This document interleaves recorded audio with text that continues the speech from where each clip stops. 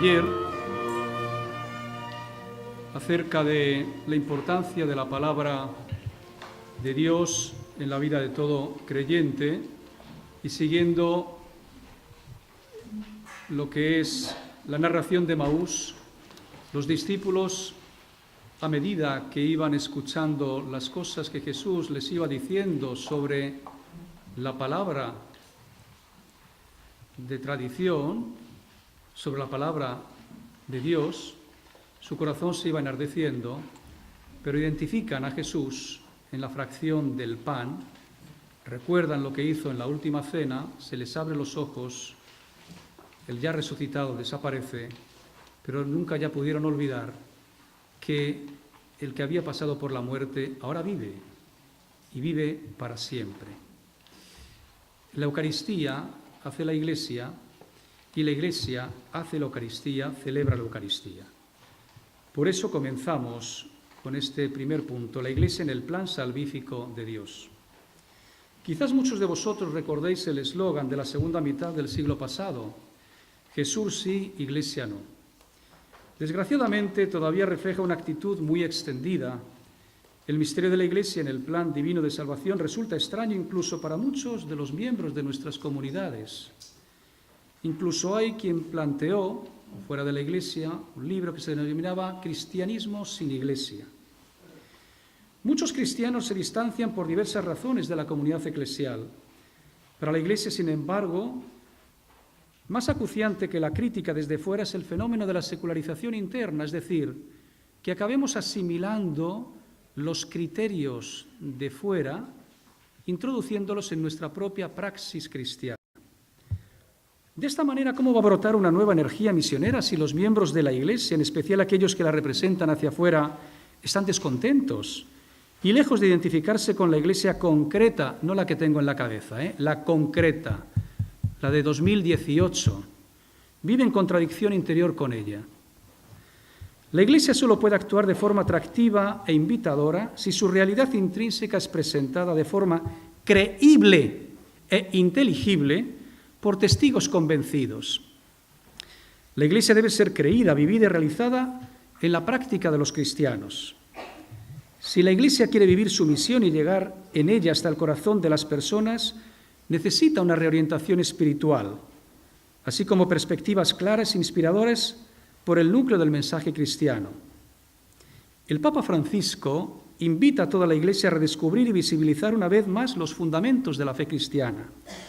Si la Iglesia quiere llevar a cabo una salida misionera, Iglesia en misión, primero debe preguntarse desde qué comprensión de sí mismo actúa. Solo una Iglesia que sabe de dónde viene y para qué está en el mundo puede actuar con eficacia de manera misionera. Y así el mismo Papa nos dice, la pastoral en clave de misión pretende abandonar el cómodo criterio pastoral de siempre se ha hecho así. Invito a todos a ser audaces, creativos en esta tarea de repensar objetivos, estructuras, el estilo y los métodos evangelizadores de las propias comunidades. De ahí que para nosotros siga siendo una tarea primordial tener siempre en mente la imagen ideal de la Iglesia tal como Jesús la quiso, a fin de que sin cesar podamos orientar la Iglesia hacia dicha imagen armonizando su imagen con ella. En este sentido, la Iglesia no es una organización internacional de desarrollo, ni una asociación de carácter social y humanitario, ni una fundación cultural provista de una tupida red de centros con la finalidad de mantener vivo el mensaje de Jesús y de despertar en la conciencia de los hombres unas actitudes coherentes con su estilo de vida. Reconociendo la dignidad e importancia de estas instituciones, hemos de afirmar que la Iglesia es otra cosa, no es una ONG. La Iglesia es una comunidad de cristianos y es memoria creyente de Jesús resucitado. En ella está presente como fuente de esperanza, de salvación, de perdón, de amor, de paz y de vida nueva. La Iglesia es un sacramento de Jesucristo resucitado. La Iglesia puede ser promotora de paz, de educación, de sanidad, de justicia, en una palabra de humanidad, porque es el ámbito en que se hace posible el encuentro con Jesucristo a través de la fe y del amor. ¿Por qué es esto? Puede ser lo otro. Pero si no es esto, el encuentro con el Jesús vivo, con Cristo resucitado, lo otro al final es una copia de lo que otras instituciones muy dignas ya vienen haciendo. La Iglesia sigue siendo de orden religioso y por eso impulsa tareas y suscita energías muy importantes para la construcción de la comunidad humana. Lamentablemente sabemos bien lo que entiende el mundo cuando oye pronunciar la palabra Iglesia. Entiende el Vaticano o la jerarquía. Pero nosotros corremos el riesgo de ajustarnos a ese equívoco e incluso el provocarlo. Con la Iglesia ocurre lo mismo que con las vidrieras de una catedral gótica. Si se mira desde fuera, desde la calle, la vidriera no es más que una serie de trozos de vidrio oscuro, unidos entre sí por unas tiras de plomo igual de oscuras. Pero si entramos en la catedral y miramos esa misma vidriera a contraluz, desde dentro, qué magnífico espectáculo de colores, de figura, de sentido. Tenemos que situarnos dentro de la catedral para entender su misterio. Está bien que escuchemos, leamos y conozcamos cómo nos ven desde fuera. Está bien y es necesario. Pero creer que la Iglesia solamente es lo que se ve desde fuera, hermanos, es hacer el tonto. O sea, lo que es la Iglesia no nos lo dicen otros desde fuera. Lo decimos nosotros desde nuestra confesión en Cristo resucitado. Está bien que escuchemos y leamos cómo otros nos ven desde fuera, pero repito, la definición de la Iglesia no la dan los otros, la damos los que creemos realmente en Cristo resucitado. Ha sido el Vaticano II el que ha presentado la imagen de una Iglesia que está al servicio, que no es capaz sino de reflejar la luz de Cristo. Una Iglesia que, de acuerdo con una imagen de los padres de la Iglesia, se parece a la luna, cuya luz procede enteramente del sol. Por eso, Lumen Gentium comenzaba: Cristo es la luz de los pueblos. No es la Iglesia la luz de los pueblos, es Cristo. La Iglesia refleja la luz que viene de Cristo. Y una Iglesia que no hace referencia a Cristo al final se convierte en una institución pues de bienpensantes, pero nada más. Por eso este sacrosanto sínodo, dice el concilio, reunido en el Espíritu Santo, desea vehementemente iluminar a todos los hombres con la luz de Cristo, que resplandece sobre el rostro de la Iglesia, anunciando el Evangelio a todas las criaturas. La Iglesia es en Cristo como un sacramento, es decir, signo e instrumento de la unión íntima con Dios y de la unidad de todo el género humano. En la Iglesia que peregrina comienza a hacerse realidad el plan de Dios para la creación, que no es otro que participar en la vida divina, en la vida de la Trinidad. En la Iglesia, cuando se consume el final de los tiempos, este plan de salvación habrá alcanzado su meta. A medida que Jesús anuncia el reino de Dios, lo leemos en el Evangelio, y es acogido por los hombres y mujeres a través de la conversión y la fe, se va formando una nueva familia en su entorno. Pero esta fraternidad cristiana no se fundamenta en la naturaleza humana, sino en la fe en Dios. En la Iglesia no nos juntamos por afinidades, por amistades, por razas, por ideologías. En la Iglesia nos unimos por la fe en el Señor. Y es el Señor el que llama, y nosotros podemos responder o pasar de largo. Pero si respondemos nos encontramos con hombres y mujeres muy distintos a nosotros. Y lo que nos acaba uniendo es propiamente esa fe.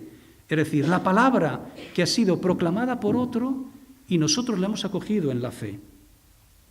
Desde esta clave hay que recordar que la comunidad de los seguidores de Jesús no es un conjunto de personas que se reúnen ciertos días para determinadas actividades de tipo religioso, que se proponen unos concretos fines benéficos o educativos, o que aceptan unas determinadas normas morales y que profesan un credo doctrinal concreto.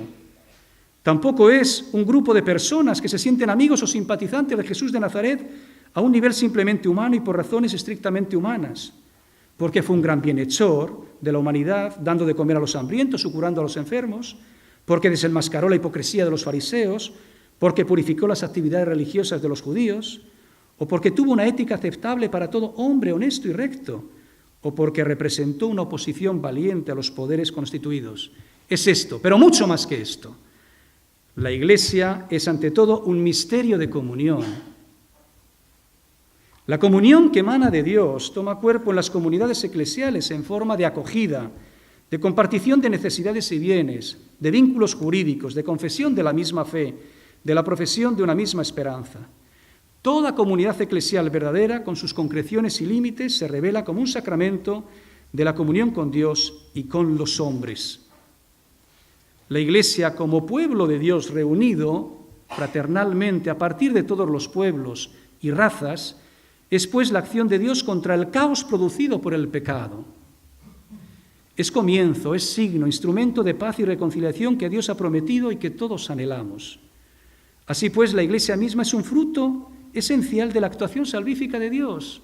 No es un invento humano. Sí, yo sé que mucha gente no cree esto, pero nosotros lo creemos y tenemos que decirlo. Y si no creemos esto, digamos que nuestra fe está bajo mínimos o no existe. O sea, la Iglesia es ante todo un instrumento propio del plan de salvación de Dios en el que entramos nosotros. Ahora bien, la persona nunca está sola en su fe. Nosotros recibimos la fe de quienes han creído antes que nosotros. Y en la fe estamos sostenidos por la fe de toda la comunidad de los creyentes. Se cree siempre dentro de la Iglesia y con la Iglesia. Al interior de la Iglesia y con la Iglesia. En su última realidad, la Iglesia es una comunidad de personas que al sentirse llamadas a una misma fe y una misma esperanza, porque uno es solo el bautismo, establecen una relación creyente con Dios, y entre ellos como hijos de una misma familia, encabezados por Cristo, que es el primogénito. La comunión de los cristianos entre sí nace de su comunión con Cristo, como nos enseñó Juan Pablo II. Siendo la comunión la forma esencial de la Iglesia, la idea que en el Vaticano II la Iglesia dio de sí misma, se comprende que en la comunidad eclesial todo está en función y al servicio de la comunión. Todo tiene como meta y objetivo central la comunión de los creyentes con Cristo y entre sí. La predicación de la palabra, la celebración de los sacramentos, las vocaciones particulares, los diversos ministerios, los carismas, estructuras, organización, las leyes, todo esto tiene que estar al servicio de la comunión. Una Iglesia estructuralmente perfecta, dotada de abundantes medios y ministerios, en los que no funcionara con verdad y eficacia la comunión en su doble dimensión, con Dios y con los hermanos, no sería la Iglesia de Jesús, o estaría muy lejos de serlo. La palabra del Señor a este respecto es demasiado precisa para minimizar su alcance. Una expresión clave y fundamental de la comunión en la Iglesia es la Eucaristía. La presencia de Jesús en la Iglesia alcanza su intensidad suprema en el sacramento de la Eucaristía. La memoria de Jesús muerto y resucitado se actualiza por el Espíritu Santo en la Eucaristía, que es la expresión sacramental de la Pascua del Señor. Si en la Iglesia no se parte el pan de la palabra de Dios, que ilumina y fortalece el espíritu del hombre, y si el mismo Hijo de Dios encarnado no se hace manjar para los caminantes, serán sus asambleas radicalmente vacías. Somos convocados para recibir en el templo la visita de Dios. No es un fin en sí mismo el estar reunidos. Nos reunimos, pero ¿para qué? ¿Para hablar del tiempo? ¿Para comentar las cosas del fútbol? La Iglesia es un hogar donde se reúne la familia de los hijos de Dios para que, alimentados con la Eucaristía, podamos proseguir el camino. Esto es un largo peregrinaje hasta alcanzar la meta final y última, cuando Dios quiera. Lo dice la carta a los Hebreos muy bien. No tenemos aquí ciudad permanente, estamos de paso. Y el camino se hace muchas veces pesado. ¿Quién nos dará realmente el alimento para sobrevivir? Al entrar en la Iglesia no somos movidos por estímulos sociales o estéticos o culturales, aunque también, pero no es eso lo que nos mueve. La conversión del hombre a Dios es inseparable de la regeneración personal y de la agregación a la Iglesia. Creer es ser agregado al grupo de los discípulos. Al servicio de la comunión encontramos en la Iglesia un instrumento que es, por excelencia, el instrumento fundamental para la construcción de la unidad eclesial, la Eucaristía. La Eucaristía, como muy bien dice el Concilio, y luego se ha repetido hasta la saciedad, es fuente y cumbre, origen y término de la vida y actividad de la Iglesia. A ella atiende la predicación de la palabra de Dios y en ella culmina el catecumenado. No se comienza a iniciar en la fe con la Eucaristía. La Eucaristía es el sacramento último de la iniciación cristiana: bautismo, confirmación y Eucaristía. No vamos a entrar porque nosotros en Occidente hemos roto ese orden, pero es la plenitud de la vida cristiana, la Eucaristía. Así como sin la Eucaristía todo queda descentrado y enflaquecido, Ella, aislada, pierde contexto vital y el ámbito de autentificación. La raíz y el centro de la comunidad cristiana, la fuente de la que ella nace y el culmen a que ella tiende es la celebración de la Eucaristía. Por eso el gran teólogo cardenal de Libac acuñó su famosa y atinada fórmula: la Iglesia hace la Eucaristía y la Eucaristía hace la Iglesia. En la última cena, Jesús hace comprender a sus discípulos todo el alcance del amor que ha venido a instaurar en el mundo.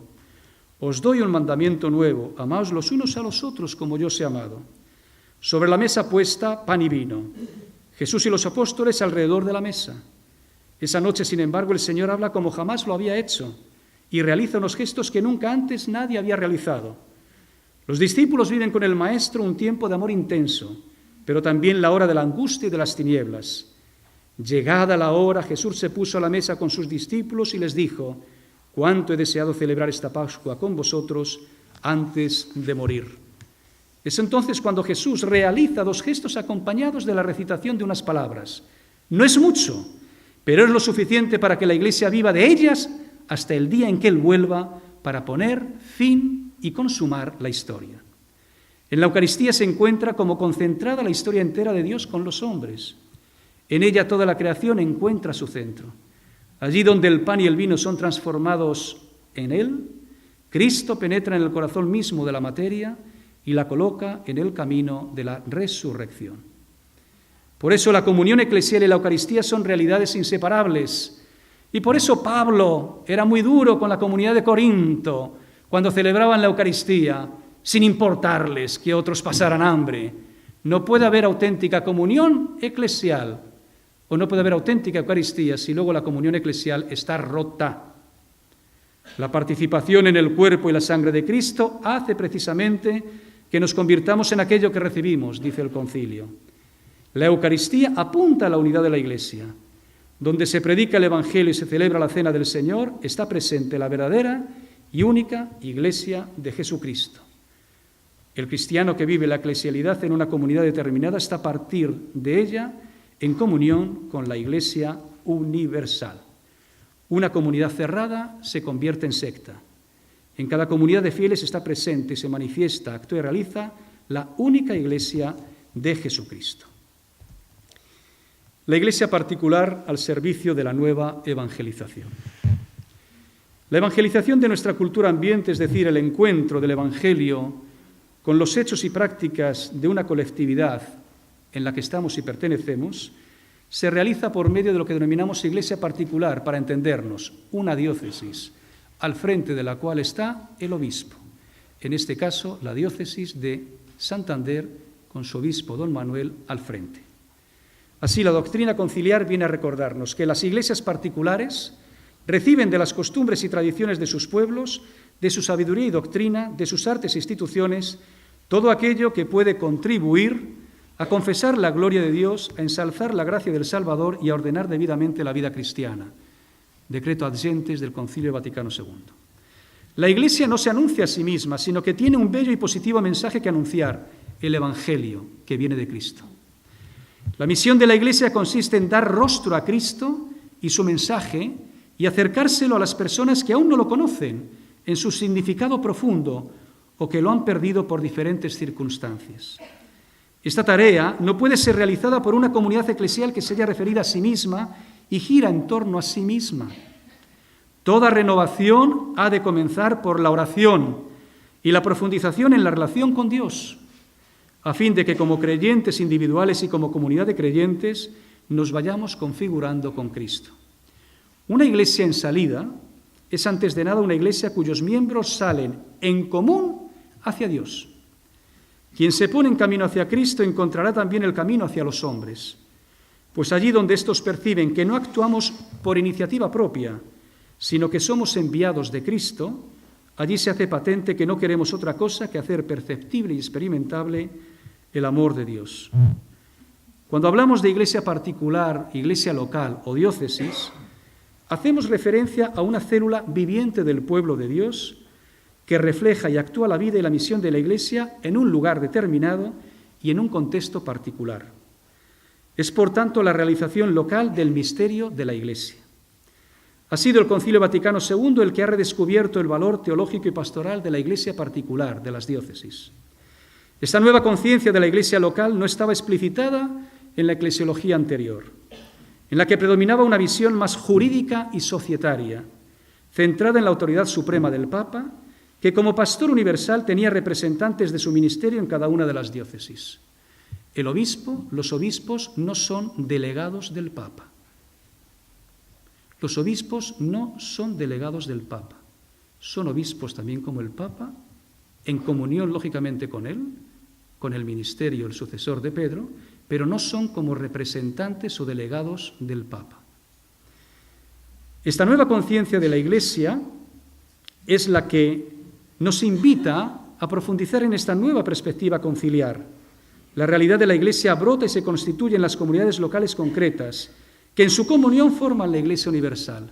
La Iglesia universal es la comunión de las iglesias particulares. Así lo recoge el decreto Christus Dominus del Vaticano II. La diócesis es una porción del pueblo de Dios que se confía a un obispo para que la paciente con la colaboración de su presbiterio, es decir, de sus sacerdotes. Así, unida a un pastor, que la reúne en el Espíritu Santo por medio del Evangelio y la Eucaristía, constituye una iglesia particular o local. En ella está verdaderamente presente y actúa la Iglesia de Cristo, una, santa, católica y apostólica. Es la iglesia local con el obispo al frente y no la parroquia con un párroco al frente donde se constituye y se hace presente la Iglesia universal. Esta definición presenta los elementos constitutivos de la Iglesia particular e indica al mismo tiempo su articulación. Dichos elementos la obligan a vivir en comunión. Un obispo que no esté en comunión con el resto de los obispos y con el Papa, cero a la izquierda. Así de claro. Pero lo mismo ocurre con su presbiterio. Los sacerdotes somos copresbíteros y no vamos por libre. No hemos recibido un poder sagrado para hacer lo que nos dé la gana. Hemos recibido en la ordenación no tanto un poder cuanto un mandato que nos constituye en comunión con los otros sacerdotes y con el pastor que a todos realmente nos congrega, en colaboradores del obispo para apacentar al pueblo de Dios. Dichos elementos la obligan a vivir en comunión. El Evangelio no es su propiedad, sino el objeto de recepción y tradición.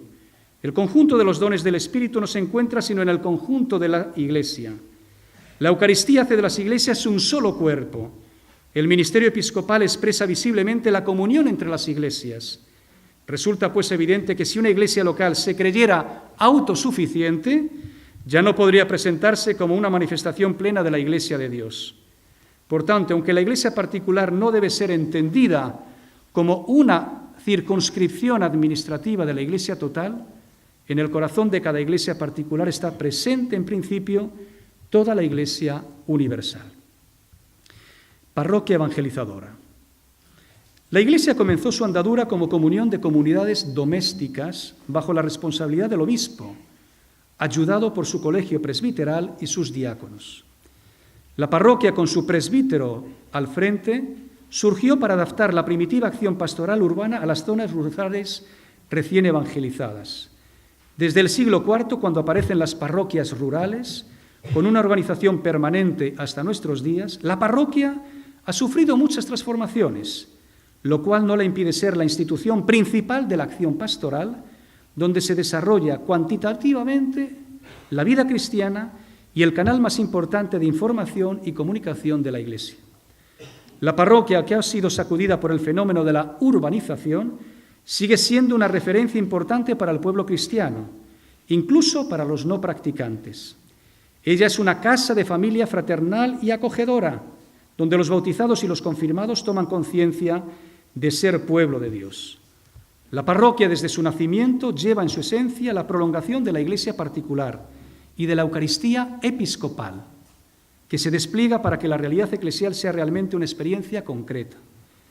Esta estrecha vinculación a la diócesis la destaca el Vaticano II. La parroquia es la célula de la Iglesia local. Hace visible en su lugar a la Iglesia universal.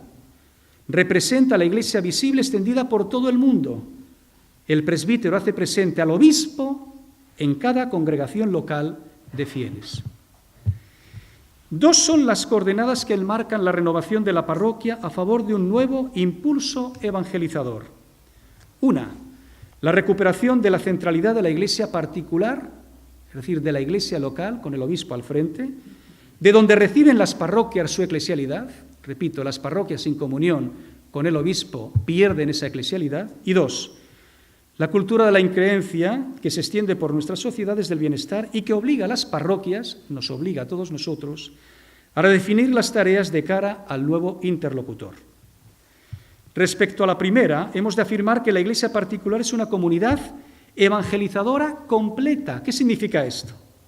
Que en ella se concretan las fases de toda evangelización de la que habla Pablo VI en la Evangelii Nuntiandi.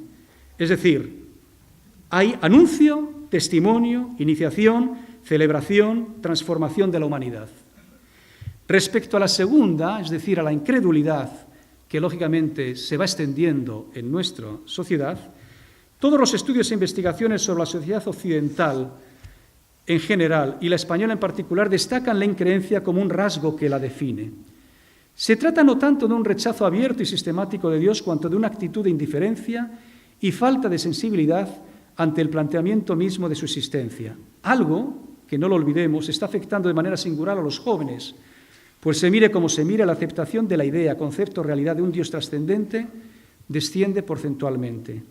Hoy hay menos jóvenes creyentes en Dios que hace 5 o 10 años, pero el descenso es mayor a medida que se concreta quién es ese Dios en la modalidad del Dios cristiano.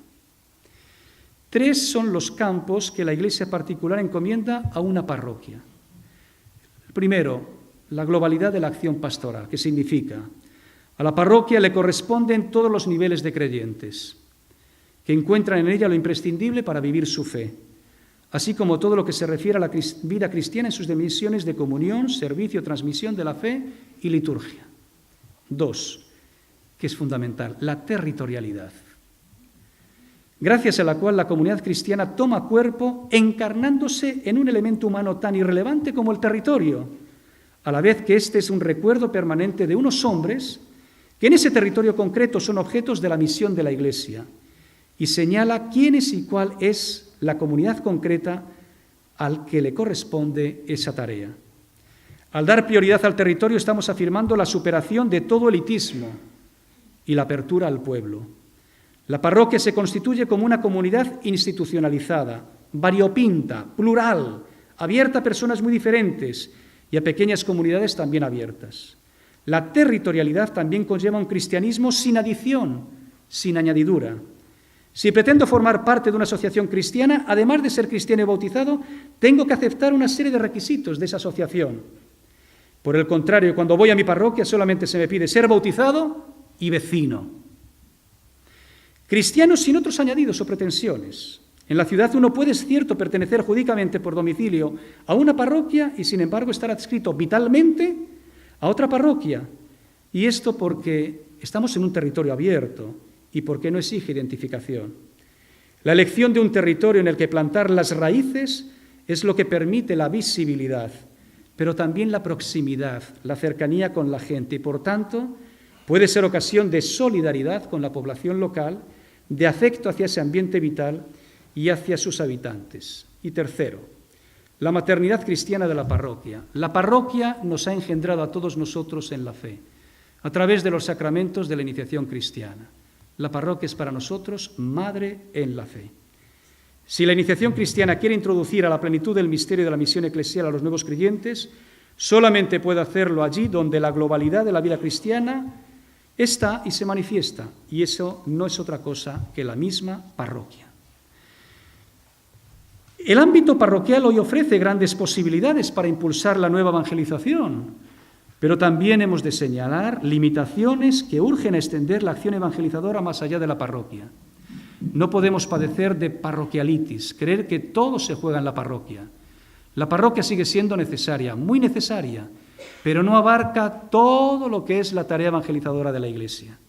No lo olvidemos, habrá gente, y mucha, que nunca va a pisar una parroquia, y a esas ovejas también hay que visitarlas, como dice el Señor. Para eso está, por ejemplo, la escuela, para eso está la universidad, para eso realmente están las asociaciones, etcétera, etcétera.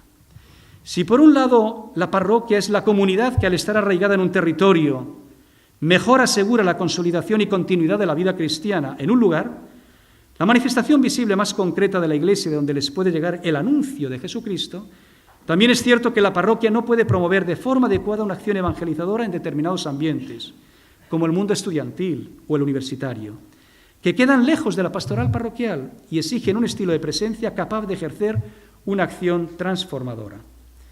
La parroquia, importante, no puede ser lugar de refugio. Las parroquias estufa. Lugar de acogida, sí. Lugar de atención pastoral, también. Lugar de fraternidad y de comunión, también. Pero todo ello para constituirse en plataforma de salida misionera. No puede ser de alguna manera que digamos, qué bien se está aquí, y tengan que venir los ángeles y decirnos, ¿qué hacéis ahí mirando al cielo? El mundo es muy grande, hay que salir adelante. Hay mucha gente que desgraciadamente no conoce la salvación que a vosotros se os ha comunicado. O el dinamismo misionero pasa a primer plano, o de lo contrario la parroquia no servirá a lo que hoy pide la Iglesia como antaño sirvió. El Papa Francisco, en Evangelii Gaudium, espera que todas las comunidades procuren poner los medios necesarios para avanzar en el camino de una conversión pastoral y misionera que no pueda dejar las cosas como está. Ya no nos sirve una simple administración. El objetivo de la reforma es claro, que toda estructura eclesial, también la parroquia, se convierta en un cauce adecuado para la evangelización del mundo actual, más que para la autopreservación eclesial. En ese sentido, dice en la Evangelii Gaudium número 28, la parroquia no es una estructura caduca, precisamente porque tiene una gran plasticidad, puede tomar formas muy diversas que requieren la docilidad y la creatividad misionera del pastor y de la comunidad. Pero Francisco ofrece también en el texto anterior los criterios de discernimiento que le llevan al reconocimiento de la insuficiencia de los frutos en la renovación parroquial. Cercanía de la parroquia a la gente, identidad como lugar de comunión y participación y la completa orientación a la misión. Estos son tres, datos o elementos fundamentales para ver si realmente la parroquia está llevando a cabo la tarea que se le ha encomendado. Paso a algo ya mucho más concreto y que quizás nos pueda ayudar más. Pautas de actuación para renovar las parroquias según la Evangelii Gaudium. Uno de los retos de los importantes de la nueva evangelización es la transformación de nuestras parroquias, lo que significa la conversión de nuestros valores. La renovación de nuestras parroquias nunca se conseguirá por un mero cambio de dirección postal o por mover los muebles de sitio. Nuestra tarea en las parroquias es permitir que el Señor nos haga vino nuevo para el hermoso odre nuevo que hemos recibido. Primera pauta. Si queremos renovar nuestras parroquias y crear un nuevo estilo pastoral, es necesario superar todo clericalismo. Las palabras últimas del Papa Francisco con el clericalismo son durísimas, de tal manera que ha llegado realmente incluso a decir que en el fondo de las actitudes de toda esta situación que nos está, haciendo tantísimo daño de la pederastia, está el clericalismo. El Papa Francisco desea la participación del todo el pueblo de Dios. El clericalismo no es otra cosa que la apropiación de lo que es propio de todos los bautizados, por parte de la casta clerical. Si en virtud de su bautismo todos los católicos están llamados a la santidad y a la misión, a la tarea de dar testimonio de Cristo y evangelizar, el clericalismo es en definitiva la supresión de la identidad bautismal. Esto conlleva el aislamiento del clero y la inmadurez de los bautizados. Para el Papa Francisco, el clericalismo es una de las tentaciones de la Iglesia contra la formación de los discípulos misioneros. En la mayoría de los casos, señala, se trata de una complicidad pecadora. El cura clericaliza y el laico le pide, por favor, que lo clericalice, porque así se encuentra muy cómodo. No podemos concebir al presbítero, al sacerdote, si queremos revitalizar nuestras parroquias, como el sujeto del hacer, de las obras, sino como el servidor de la comunión, capaz de promover y compaginar vocaciones, carismas y ministerios en una corresponsabilidad que tienda a expresarse en sinodalidad, es decir, en un caminar juntos.